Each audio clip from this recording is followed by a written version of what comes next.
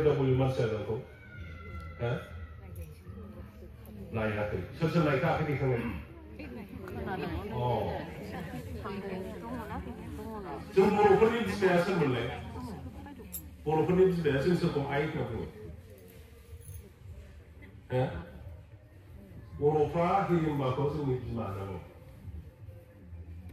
दा नोंसोरो बेखिनिसिम लाखिबोनो रोंखोना रोंगा हिरिम्बाखौ बर' बिमा होननानै बुङो आरो बे नंमारगौ दा हिरिम्बानि मन्दिरा मानालियाव थाबाय अन्थाइयाव आगान गोनां बेखौबो जोंनो चन्दन ब्रह्मजों आंजोंनो प्रथम थांनो मोनलायबाय बर'फोरनि गेजेराव रावबो मिथियामोन बे बिटिसिनि रायज्लायनायाव सासे सरकारनि मानसिया बुंबाय जे सार बेयो बिसोरो ओरै ओरै ओरै माने हिरिम्बानि बंस घटोत्कचनि बंस ओरैनि बंस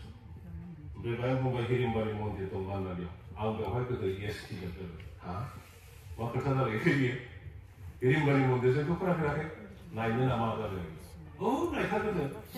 जोंनो बे एयार'प्लेन फिसा हरबाय बें बें बें बें बें खालामबाय जों बरमेनानो हरदों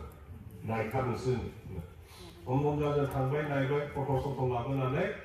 जोंनि साहित्य सभा बायदिसिना सात्र संगठनफोरनो होनायनि उनावहाय बेनि उनाव जोङो मानसि फाथाय हरथ'नो हालाबाय बिदि जादों जायखिया बे दा बेवहाय मानसि आगान दङ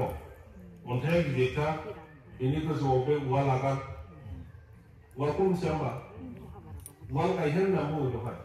अन्थाइ बेबायदि गुवार अन्थाइ दं स्लिमथार एकदम बेवहाय खुस्राथार गैया माबा प्लास्टार होनाय बायदि दा बेवहाय उवालनि माइ सौनायनि उवालनि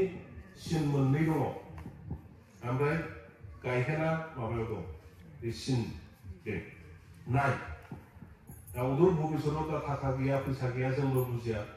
बे दस्रा मानसिफोरनि बायदि मोनब्ला इउपिनि बिहारनि बायदिसिना मोनब्ला बाहाय बिराद गिदिर मन्दिर जासिगोन आं एसे आइडियाखौ होलांबाय आं सेस्था खालामबाय नों खालामदों खिन्थु आंबो हाबोआखै थाखा फैसा गैया बेथ' बे थाबाय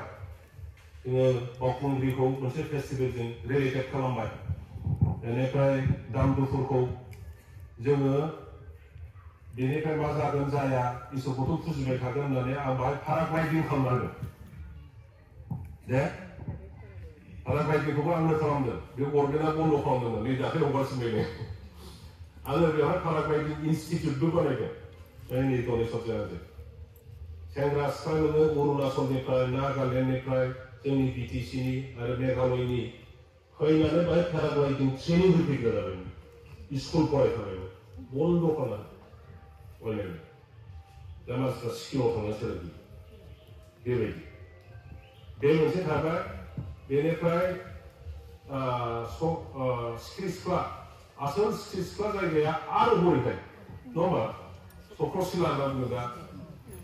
बे आरोखि बेफोरखौबो नायनो माबा दङ हजोंहाय बे अन्थाइ दाननाय दङ अन्थाइ गिदिरखौ माबा नाव मा होनो बेखौ दै दोनग्रा नावग्रा बेबायदि अन्थाइ दाननाय दङ दा मानो दानदोंमोनथाय बेफोर इतिहासखौ नागिरोब्लासो मिथिसिगोन बे जाहैबाय बांद्राय गोबावबो नङा खोमा बे हिमालया जेब्ला जादों बे समाव बेबो सृष्टि जादों बे हाजोआ 15-20 बोसोरसोनि आगोलाव बेवहाय बै जोङो लैथोआव बालाबारियाव बिराद खांख्राइ गोजा गोजा नङा होमबा बे बाहाय दङमोन बिराद फालो फालो दंमोन मोनसे समावहाय बे गामिनि मानसिफ्रा बस्थायाव सोयै सोयै लांनानै क'क्राझार टाउनाव फानग्रा जाहैबाय दा हयथ' जोबलांबाय एसे एसे दंबावो बेनिफ्राय बे लैथोनि साम' संख' बाहाय दंजोबो बिराद इउनिक बे जायगाया अलदरा ओरै साहा गैला बेवहायल'सै अलदर जानाया बर'फोरनि नंगौना नङा सिब्रु दैला ओरैहाय बाहाय दङ दाउ फेन्दा नागिरनो दिगदारसै बाहाय दङ बेनिफ्राय मा होनोमोनलाय नोंनि बे गायना लानाय मैथा बायदिया मैसुंखा आरो मोनसेया दौसेम गैला बेवहायल'सै दा बेफोरखौ गायना लाफिनजोबनो फोरोंनांगौ ओंखायनो बेखौ हमथानो रोङाब्ला बे जोंनि ट्रेडिशनेल फुड जाग्रा ट्रेडिशनेल भेजिटेबल्स बेफोरबो जोबलांगोन आं गोलाव बुंखांथारबाय बयबो जोङो बाथौखौ जोंथ' सिबियारि जाबाय जेब्ला बेखौ बोरैहाय लांफानो हागोन जोंनि गथ' गथायखौ बेबायदि जिरायनानै खुलुमनो लाजिग्रा फिसाला लाजिग्रा फिसाजो जेराव जाया जोंनिया मालाय गिर्जायाव थांनानै एन्जय खालामो ग्रोम ग्रोम जोंनियाबा फिसाफ्रा बाथौ फुजा खालामनो फैनो लाजियो दा बेखौ बोरै फोजोबनो बे लाइनखौ जों लांफादिनि नैबे जायगायाव दहाय महिमा मोनसे खोथा बुंदों बेथ' जोंनि मोनसे गोथार जायगा जाहैबाय दा मा जाहैबाय दानि सेंग्रा सिख्लाफ्रा जेबो सिभिक सेन्सबो गैला ससियेल सेन्सबो गैया दा दिनैथ' नोंसोर जों फैनायखाय हयथ' फैनाय नङा बैयावबो इउपिपिएलनि पिकनिक जादों हयथ' दिनै फैनाय नङा सेंग्रा सिख्ला लाजा फैबाय बेवहाय ट्रेक थांबाय अबावहाय भां सोफैबाय अबाव जौ लोंहैबाय बथल गोजाफ्रा दैसे थांनानै बे दै माबाजों नैबेजों दै दं बे नायदों बथला बाहायनो अन्थाव थाव बुंलायनानै बुथुमलांनो मोनोब्ला खोब सान्थि मोनो खोमा बिदिजों बेजों बोरै जानो बेयावबो हर खालामो बोरै जानांगौ